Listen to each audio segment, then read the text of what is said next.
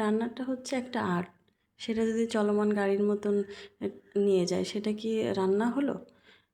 চলমান গাড়ি যে স্পিডে চলে সেই স্পিডে যদি নিয়ে যায়, সেটা তো রান্না হলো না, সেটা গাড়ি চালানো হলো। তা গাড়ি চালানো হলে তো রান্নাটা সেভাবে সুন্দর হবে না। যাই হোক, আসসালামু আলাইকুম, সবাই কেমন আছেন? আশা করছি ভালো আছেন। আমি আল্লাহর রহমতে ভালো আছি। এই যে ভুড়ি রান্নার রেসিপি নিয়ে আপনাদের সামনে চলে আসলাম। তো দুঃখের বিষয় এটাই যে আমি মশলাটা দেখাতে পারতেছি না, যে মশলাটা আমি ডিলিট করে ফেলছি। এই জন্য আবার নেক্সট টাইমে যেদিন রান্না করব সেদিন দেখিয়ে দেব। তো প্রথমে পেঁয়াজের মধ্যে আমি তেজপাতা, আস্ত যত মশলা আছে, এলাচ, দারচিনি, এগুলো দিয়ে হচ্ছে আমি কতক্ষণ ভেজে নিয়েছি। ভাজার পরে এবার ভুঁড়িগুলো দিয়ে দিয়েছি। যত ব্যাড স্মেলের যত সবজি থাকুক, ভুঁড়ি, মাংস, এগুলো থেকে আর নিজস্ব একটা ব্যাড স্মেল আসে। এই জন্য প্রথমে মশলার আগে তেলের ওপরে দিয়ে সুন্দর করে আগে রান্না করে নেবেন কতক্ষণ, যতক্ষণ না পানিটা শুকিয়ে যাচ্ছে। তার নিজস্ব একটা গায়ে যে যে আমরা জিনিসটা ধুই, তখন যে পানিটা থাকে, সেই পানিটা শুকিয়ে গেলে একটু তেল বেরিয়ে আসবে, তখন আর কি ওটার গন্ধটা চলে যাবে। তারপরে আমি এই যে মশলাটা রেডি করে নিয়েছি, মশলাটা দিয়ে আমি সুন্দর করে কষিয়ে নিচ্ছি।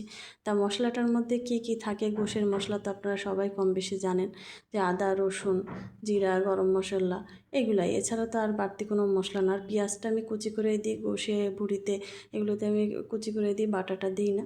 তো এই যে আস্ত রসুনটা দেওয়া লাগে, আমার মেয়ে খায় এই জন্য। তো ভালো করে কষিয়ে নিয়েছি। আর এই যে আমি এটা দেখাতে পারিনি, আমার এটা রেডি ছিল না, এই যে চর্বি একটু ফ্যাপসা ছিল, তাই আমি এটার সাথে মিশিয়ে নিয়েছি অফ ক্যামেরায়। তো আমি এটার সাথে কষিয়ে নিচ্ছি। তা কষানোটাই হচ্ছে মেন, কষানোটা সুন্দর হলে রান্নাটাও সুন্দর হবে। তো আমি এটা সুন্দর করে ভুঁড়িটা অনেক কষাতে হয়, ততটা তো দেখানো সম্ভব হয় না, যতটুকু দেখানো যায় আর কি। কষানোর পরে আমি প্রেশারে সিটি দিয়ে নিচ্ছি। তো এই যে আমার আমার এই দুষ্টু বেবিটাকে একটু দেখিয়ে দিলাম, যে আমার দুষ্টু বেবিটা যে এত জ্বালায় আমাকে, যার জন্য আমার অনেক কষ্ট হয়ে যায় সব কিছু করতে। তো এই যে কান্নাকাটি করতেছে, ওর কান্না ছাড়া কোনো কথা নেই। এই যে আমার মেয়ের প্রাইভেট টিচার আসছিল, সেগুলো রেডি উঠাচ্ছে সব, তার ভিতরে ওর কান্নাকাটির তো শেষ নেই, ওর কথায় কথায় কান্নাকাটি। তো যাই হোক, ওর কান্নাকাটি দিয়ে দেখে ওরে বকা দিই, যে আমাদের এখানে পাশে একটা ডাক্তার আছে, তার কথা বলে ওকে ঠান্ডা করতেছিলাম আমি, যে হচ্ছে তোমাকে সুই দিতে আসবে, ঠান্ডা হোক, তাও ঠান্ডা হচ্ছিল না। তো যাই হোক, সব শেষে আমি রান্নায় আবার চলে আসলাম। তো রান্নার এই ভুঁড়িটায় মানে টক দইটা দিলে, যেমন ভুঁড়ি, হাঁসের মাংস, এগুলোতে নারকেলের দুধ দিলে মজা হয়। তো তার পরিবর্তে আর কি টক দইটা দিলেও ভালো হয়, খারাপ হয় না। তো আমি ওইটা দিয়ে দিয়েছি। দিয়ে যখন এই যে শুকায় যাবে, যখন তেল বেরোয় আসবে হচ্ছে ভুঁড়ির থেকে, তখন আমি একেবারে লাস্ট পজিশনে আলু দেবো। তো অল্প একটু ভাপে রাখবো, আলুটা সিদ্ধ হয়ে যাবে, নাহলে ঘ্যাটা ঘ্যাটা হয়ে যায়, তেল তেলে ভাবটা আসে না। এই জন্য যখন হয়ে যায় তখন আমি আলুটা দিই। এই যে আলুটা দিয়ে হালকা এই যে ঢেকে রাখবো।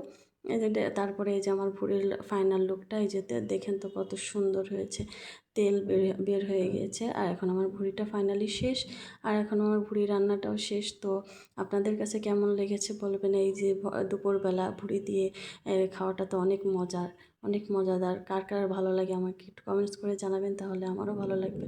লাইক, কমেন্ট, শেয়ার করে আমার পাশে থাকবেন। তো আমার ভুঁড়ি রান্না আজকে এখানেই শেষ। আল্লাহ হাফেজ।